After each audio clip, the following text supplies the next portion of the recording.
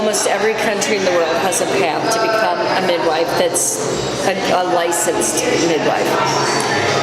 In Oregon, there are direct entry midwives and there are nurse midwives. The World Health Organization decided several years ago, maybe 10, 15, that the path for midwifery should be direct entry. So all of Europe, Canada, most countries in the world have a process where you finish high school and you go to college and you become a midwife.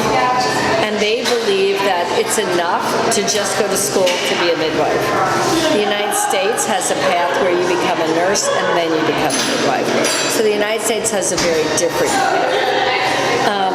All midwives now have an education. They can read and write, and traditionally not all midwives could read or write and didn't know numbers, so they couldn't take blood pressures. They couldn't have all the things that you need to have numbers for record keeping were not their strong suit. So now a midwife is trained in anatomy and physiology and nutrition. They have to be able to keep records. It's usually a 3 to 4 year education. It's not something you do quickly. You would still do apprentices or internships. That part still exists.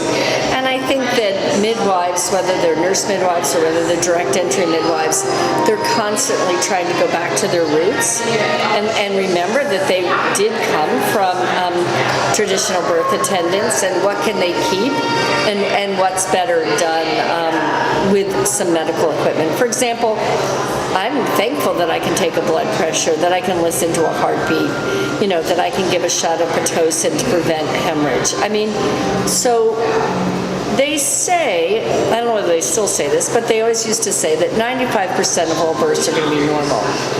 That by and large, if you leave things alone, most of them are going to be normal. When you have an emergency, then of course you are trained to deal with obstetrical emergencies. And a midwife is trained to do normal births, some family planning, some well women care, but not a cesarean, and generally not forceps, and not advanced not gynecological surgery.